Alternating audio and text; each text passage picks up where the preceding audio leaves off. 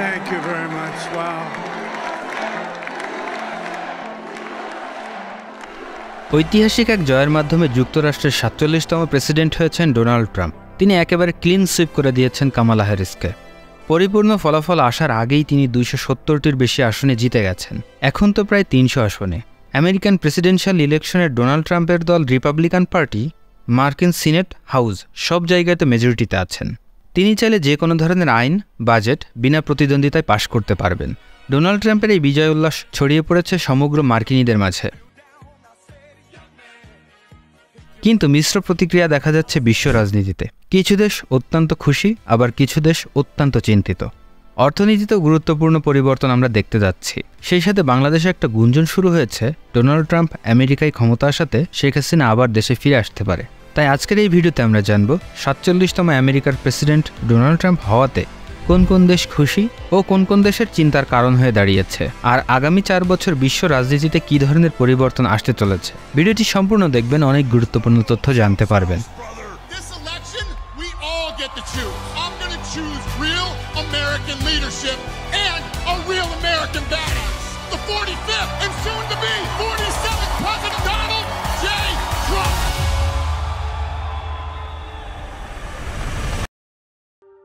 আসসালামু আলাইকুম। মার্কিন যুক্তরাষ্ট্রের নির্বাচন হবে আর সমগ্র বিশ্ব সেটা গুরুত্ব সহকারে দেখবে, এটাই স্বাভাবিক। কারণ 21st সেঞ্চুরিতে বিশ্বের সবথেকে প্রভাবশালী বড় অর্থনীতি, ট্রু সুপার পাওয়ার একমাত্র দেশ হচ্ছে মার্কিন যুক্তরাষ্ট্র। যে ব্যক্তি মার্কিন যুক্তরাষ্ট্রের রাষ্ট্রপতি হবে সে স্বয়ংক্রিয় পৃথিবীর সবথেকে শক্তিশালী ব্যক্তিতে রূপান্তরিত হয়ে যায়। যদিও আমেরিকার নিজস্ব একটি নীতি আছে, যে প্রেসিডেন্টই আসুক আমেরিকার নীতির কোনো কিন্তু পরিবর্তন হয় না, কিন্তু কঠোর বা নমনীয় হতে পারে। যেমন ডেমোক্রেটিক পার্টিতে যারা আছে, Joe Biden, Barack Obama, Bill Clinton, এরা একটু লিবারেল, হালকা লেফট উইং। আর অন্যদিকে অ্যাগ্রেসিভ রাইট উইং রিপাবলিকান, যেখানে ডোনাল্ড ট্রাম্প, জর্জ ডব্লিউ বুশের মতো নেতারা আছে। প্রত্যেকের নিজস্ব একটা আইডিওলজি আছে।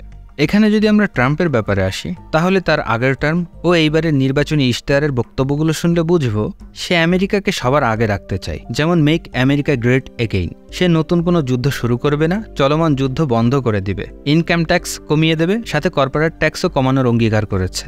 আমেরিকার জনগণের মনে এই কথাগুলো খুব ভালো লেগেছে, তারা কমলা হ্যারিসকে পাত্তাই দেয়নি। এখন বিষয় হচ্ছে ট্রাম্প ব্যক্তিগত সম্পর্ককে খুব গুরুত্ব দেয়। তার সাথে সৌদি যুবরাজ, কাতারের আমির, আরব আমিরাতের আমির, ইসরায়েলের নেতানিয়াহু এবং ভারতের নরেন্দ্র মোদী, এদের সাথে পার্সোনাল সম্পর্ক অনেক ভালো। আবার শত্রু হিসাবে ট্রাম্প ইরান বাদে প্রায় সবগুলো দেশকেই সম্মান করে, যার মধ্যে নর্থ কোরিয়া, চায়না, রাশিয়া অন্যতম। এই বাইডেন সরকার গত 4 বছর হাজার চেষ্টা করেও এদের সাথে ভালো সম্পর্ক স্থাপন করতে পারেনি। কিন্তু ডোনাল্ড ট্রাম্প দেখবেন খুব দ্রুতই এসে আবার এদের সাথে মিশে যাবে, দ্রুত একটা সমাধানের চেষ্টাও করবে। আর অন্যদিকে সবথেকে বড় বিপদে পড়বে ইউক্রেন, ইরান ও ফিলিস্তিনের নির্যাতিত বাসিন্দারা। ট্রাম্প ব্যক্তিগতভাবে জেলেন্সকিকে দেখতে পারে না। সে অন দ্য রেকর্ড কয়েকবার বলেছে জেলেন্সকি একজন বড় সেলসম্যান। সে আসে, কংগ্রেসে এসে কিছু বলে আর বিলিয়ন বিলিয়ন ডলার নিয়ে যায়। ডোনাল্ড ট্রাম্প আরও বলেছে সে ক্ষমতায় আসার সাথে সাথে ইউক্রেন ও রাশিয়াকে একসাথে বসিয়ে এই যুদ্ধ শেষ করার চেষ্টা করবে। আর সত্যি সত্যি এমন কিছু যদি হয়, আমি বলে রাখছি রাশিয়া 1 মিনিট দেরি করবে না শান্তি চুক্তিতে আসতে। কারণ রাশিয়া এখন হিউজ প্লাস পয়েন্টে আছে। এই মুহূর্তে যুদ্ধ থামলে রাশিয়ান আর্মি যেখানে আছে সেখানে খুঁটি গেড়ে বসে যাবে। তারা ইউক্রেনের দখল করা ভূমিগুলো পেয়ে যাবে। ইউক্রেন কখনো ন্যাটো মেম্বারও হতে পারবে না, সেই শর্তও দিবে। আবার রাশিয়ার উপরে যে নিষেধাজ্ঞাগুলো দেওয়া হয়েছিল সেগুলো ধীরে ধীরে উঠিয়ে নেওয়ার চেষ্টা করা হবে। এখানে আপনি মনে করতে পারেন, বাহ, ট্রাম্প তো রাশিয়ার পরম বন্ধু দেখ। না, এখানে ট্রাম্পেরও একটা স্বার্থ আছে। সে নিজ চোখে দেখেছে রাশিয়ার উপরে নিষেধাজ্ঞা দেওয়াতে রাশিয়া অলমোস্ট সব কিছুতে চায়নার উপরে নির্ভর হয়ে গেছে। রাশিয়া চায়নাকে একসাথে পুশ করাতে রাশিয়া চায়না এখন এক হয়ে গেছে। কিন্তু মূলত রাশিয়ার উপর থেকে নিষেধাজ্ঞা উঠিয়ে রাশিয়াকে ব্রিদিং স্পেস করে দেওয়ার চেষ্টা করা হচ্ছে, যেন রাশিয়া সব কিছুতে চায়নার উপরে নির্ভর না করে। অন্যদিকে কপাল পড়বে ফিলিস্তিনিদের ও ইরানে। ট্রাম্প ক্ষমতায় আসাতে ইসরায়েলকে খোলা ছুট দেওয়া হবে, এতে কোনো সন্দেহ নেই। যা খুশি করতে দিবে। এখনই পরিস্থিতি অনেক খারাপ। প্রায় 43,000-এর বেশি মানুষ মারা গেছে, লাখের উপরে বেশি মানুষ আহত হয়ে গেছে। বর্বরতার কোনো শেষ নেই। এইটা আরও বাড়বে। যেখানে ইচ্ছা বম্বিং করবে। ইরান, সিরিয়া, লেবানন, গাজাপট্টি, যদি কোনো মিরাকেল না ঘটে কাউকে ছাড় দিবে না। এবার আসি বাংলাদেশের কি হবে। বাংলাদেশের ব্যাপারটা একটু কমপ্লিকেটেড। ডোনাল্ড ট্রাম্প তার এক্স, যেটা আগে টুইট ছিল, সেখানে যে বার্তা বাংলাদেশের হিন্দুদের অত্যাচারের কথা উল্লেখ করেছে সেটা স্পষ্ট লবিং করা। অনেকে ভাবতে পারে নির্বাচনে হিন্দুদের ভোটের জন্য সে এমনটা করেছে। তাহলে বলে রাখি, আমেরিকার হিন্দু ভোটারদের সংখ্যা অনেক কম, মাত্র 20 থেকে 30 লাখের মতো। এখন এই 20 থেকে 30 লাখ ভোটারের জন্য সে এত বড় একটা স্টেটসমেন্ট দেবে আমার মনে হয় না। হতে পারে এইটা লবিং করা বা ইন্ডিয়ার ইনফ্লুয়েন্স এমনটা করা হয়েছে। এখন কথা হচ্ছে, ডোনাল্ড ট্রাম্প কি বাংলাদেশের পরিস্থিতি নিয়ে সত্যি সরাসরি হস্তক্ষেপ করবে? না।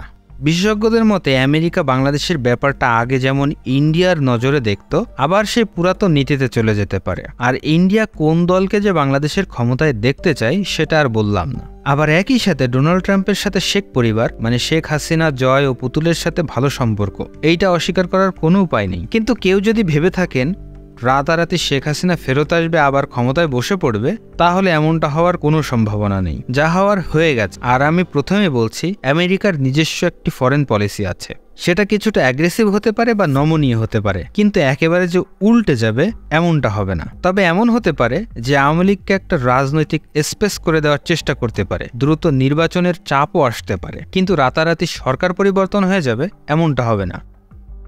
দেখেন, ডোনাল্ড ট্রাম্প নির্বাচনে জিতেছে, কিন্তু এখনো ক্ষমতা কিন্তু পায়নি। সে 2 মাস পর 2025 সালের জানুয়ারিতে ক্ষমতা বুঝে পাবে। এর মাঝে ক্ষমতায় কিন্তু এখনো জো বাইডেনের হাতেই থাকবে। এই সময়টাতে জো বাইডেন চাইলে যে কোনো কিছু করে যেতে পারে, যেমন ইউক্রেনকে আরো অস্ত্র, অর্থ সহায়তা দিতে পারে, রাশিয়ার উপরে আরো নিষেধাজ্ঞা দিতে পারে, বাংলাদেশ নিয়ে তাদের পলিসি আরো নমনীয় করতে পারে। আমি মনে করি বিশ্বের যে প্রান্তে যাই ঘটুক না কেন, এই মুহূর্তে ইউনূস সরকারের উচিত হবে আগামী এই 2 মাসের মধ্যে ট্রাম্পের সাথে একটা মিউচুয়াল আন্ডারস্ট্যান্ডিং তৈরি করা এবং অন্য কোনো দেশের মাধ্যমে বাংলাদেশের সাথে ডিল করতে না দেওয়া। নিজেরা সরাসরি আমেরিকার সাথে কূটনৈতিক সম্পর্ককে আরো জোর দিয়া, যেন অন্য কোনো দেশ বাংলাদেশের আভ্যন্তরীণ বিষয়ে মাতব্বরি না করতে পারে।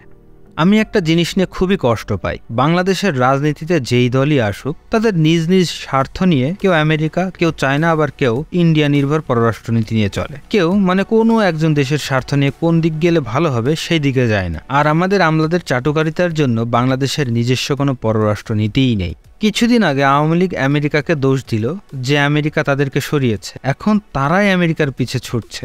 আবার সেই কল রেকর্ড ভাইরালও হচ্ছে। কি একটা আজব ব্যাপার।